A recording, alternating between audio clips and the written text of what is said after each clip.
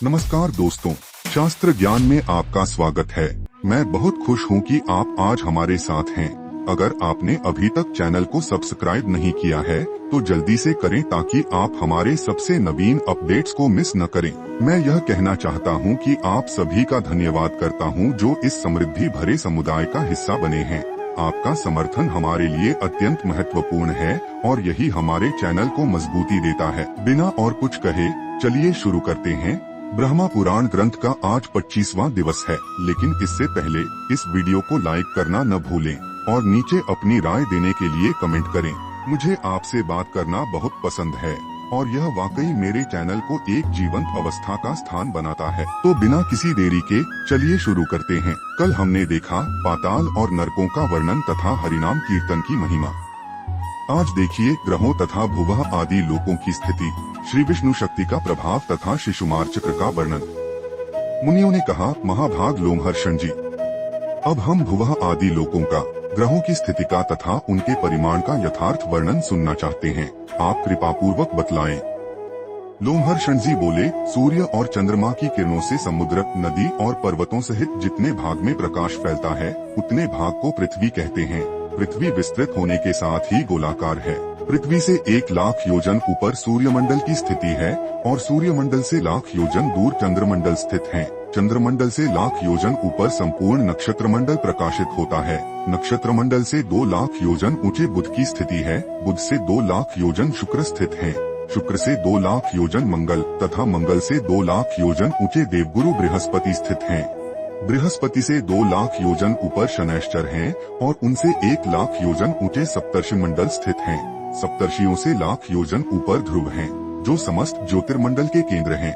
ध्रुव से ऊपर महलोक है, जहां 1 कल्प तक जीवित रहने वाले महात्मा पुरुष निवास करते हैं। उसका विस्तार 1 करोड़ योजन है। उसके ऊपर जनलोक है, जिसका विस्तार 2 करोड़ योजन है। वहीं शुद्ध अंतःकरण वाले ब्रह्म कुमार सनंदन आदि महात्मा वास करते हैं। जनलोक से ऊपर उससे चौगुने विस्तार वाला तपोलोक स्थित है, जहां शरीर रहित वैराज आदि देवता रहते हैं। तपोलोक से ऊपर सत्यलोक प्रकाशित होता है, जो उससे 6 गुना बड़ा है। वहां सिद्ध आदि एवं मुनिजन निवास करते हैं। वह पुनर्जन्म एवं पुनर्मृत्यु का निवारण करने वाला लोक है। जहां तक पैरों से जाने योग्य पार्थिव वस्तु है उसे भूलोक कहा गया है। उसका विस्तार पहले बताया जा चुका है। भूमि और सूर्य के बीच में जो सिद्ध एवं मुनियों से सेवित प्रदेश है वह भुवरलोक कहा गया है। यही दूसरा लोक है। ध्रुव और सूर्य के बीच में जो 14,00,000 योजन विस्तृत स्थान है उसे लोक स्थिति का विचार करने वाले पुरुषों ने स्वर्गलोक बतलाया है।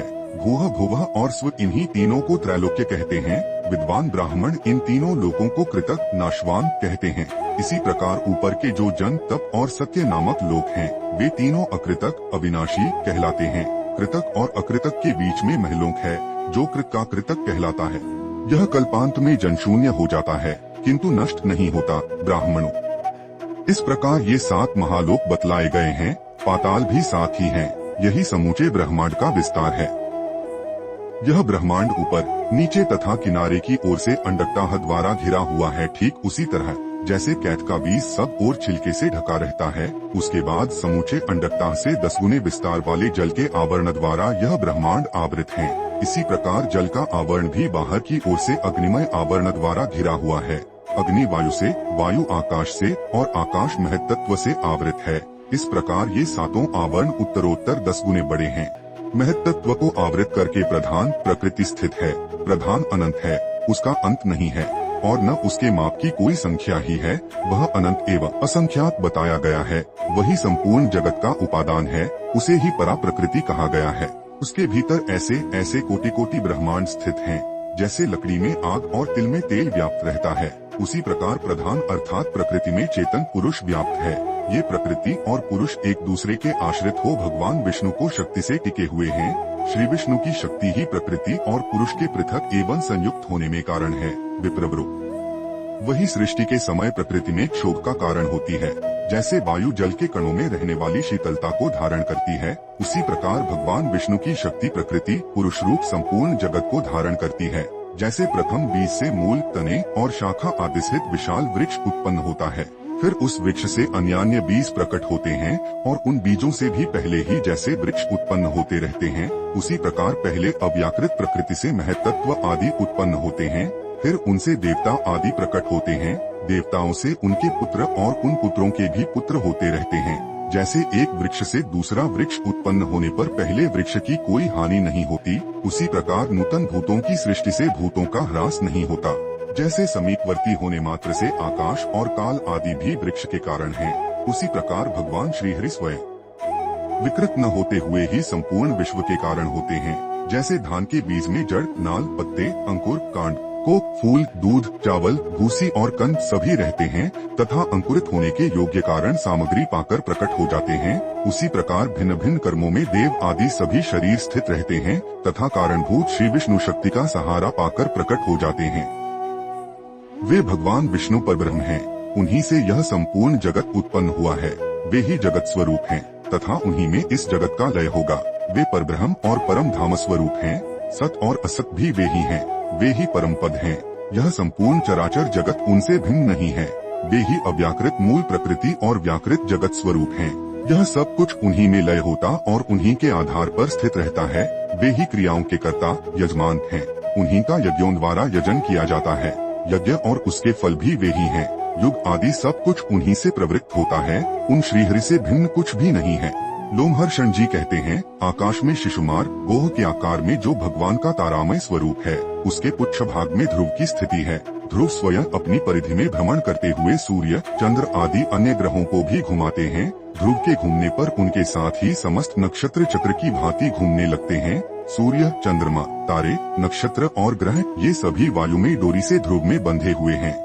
शिशुमार के आकार का आकाश में जो तारामय रूप बताया गया है, उसके आधार परम धाम स्वरूप साक्षात भगवान नारायण हैं, जो शिशुमार के हृदय देश में स्थित हैं। देवता, असुर और मनुष्यों सहित यह संपूर्ण जगत भगवान नारायण के ही आधार पर टिका हुआ है। सूर्य 8 महीनों में अपनी किरणों द्वारा रसात्मक जल का संग्रह करते हैं और उसे वर्षा काल में बरसा देते हैं। उस वृष्टि के जल से अत्र पैदा होता है और अन्न से संपूर्ण जगत का भरण पोषण होता है। सूर्य अपनी तीखी किरणों से जगत का जल लेकर उसके द्वारा चंद्रमा की पुष्टि करते हैं। धूम, अग्नि और वायु रूप मेघों में स्थापित किया हुआ जल अपभ्रष्ट नहीं होता, अतएव मेघों को अभ्र कहते हैं। वायु की प्रेरणा से मेघस्थ जल पृथ्वी पर गिरता है। नदी, समुद्र, पृथ्वी तथा प्राणियों के शरीर से निकला हुआ ये 4 प्रकार के जल सूर्य अपनी किरणों द्वारा ग्रहण करते हैं और उन्हीं को समय पर बरसाते हैं। इसके सिवा वे आकाश गंगा के जल को भी लेकर उसे बादलों में स्थापित किए बिना ही शीघ्र पृथ्वी पर बरसा देते हैं। उस जल का स्पर्श होने से मनुष्य के पाप पड़ू धुल जाते हैं, जिससे वह नरक में नहीं पड़ता। यह दिव्य स्नान माना गया है। कृत्तिका आदि विषम नक्षत्रों में सूर्य के दिखाई देते हुए आकाश से जो जल गिरता है, उसे दिग्गजों द्वारा फेंका हुआ आकाश गंगा का जल समझना चाहिए। इसी प्रकार भरणी आदि सम संख्या वाले नक्षत्रों में सूर्य के दिखाई देते हुए आकाश से जो जल गिरता है, वह भी आकाश गंगा का ही जल है, जिसे सूर्य को किरणें तत्काल ले आकर बरसाती हैं। यह दोनों ही प्रकार का जल अत्यंत पवित्र और मनुष्यों का पाप दूर करने वाला है।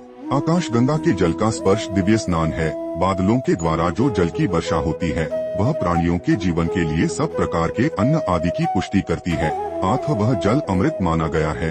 उसके द्वारा अत्यंत पुष्ट हुई 100 प्रकार की औषधियाँ फलती, पकती एवं प्रजा के उपयोग में आती हैं। उन औषधियों से शास्त्रदर्शी मनुष्य प्रतिदिन विहित यज्ञों का अनुष्ठान करके देवताओं को तृप्त करते हैं। इस प्रकार यज्ञ, वेद, ब्राह्मण आदि वर्ण, संपूर्ण देवता, पशु, भूतगण तथा स्थावर जंगम रूप संपूर्ण जगत ये सब वृष्टि के द्वारा ही धारण किए गए हैं। वृष्टि सूर्य के द्वारा होती है। सूर्य के आधार ध्रुव, ध्रुव के शिशुमार चक्र तथा शिशुमार चक्र के आश्रय साक्षात भगवान नारायण हैं। वे शिशुमार चक्र के हृदय देश में स्थित हैं। वे ही संपूर्ण भूतों के आदि पालक तथा सनातन प्रभु हैं। मुनिवृ, इस प्रकार मैंने पृथ्वी, समुद्र आदि से युक्त ब्रह्मांड का वर्णन किया। अब और क्या सुनना चाहते हो? उम्मीद है कि आपने आज के वीडियो का आनंद लिया होगा। अगर आपने कुछ सीखा तो वीडियो को लाइक करें और इसे अपने दोस्तों के साथ शेयर करें। अगर आपने अभी तक सब्सक्राइब नहीं किया है तो जल्दी से करें और हमारे शास्त्र ज्ञान समुदाय में शामिल हों। हम हर रोज हमारे शास्त्रों के रोचक वीडियो में कुछ न कुछ सीखते हैं और मुझे आपको इस सफल यात्रा में साथी बनाकर खुशी होगी। आपने मेरे साथ यह समय बिताया। आपका समर्थन हमारे चैनल की धड़कन है और मैं हर एक आपके लिए बनाए गए वीडियो में यही प्राप्त करना चाहता हूँ। मिलते हैं अगले वीडियो में, तब तक के लिए जय श्री राम, जय श्री कृष्ण, हर हर महादेव, जय बजरंग बली। धन्यवाद।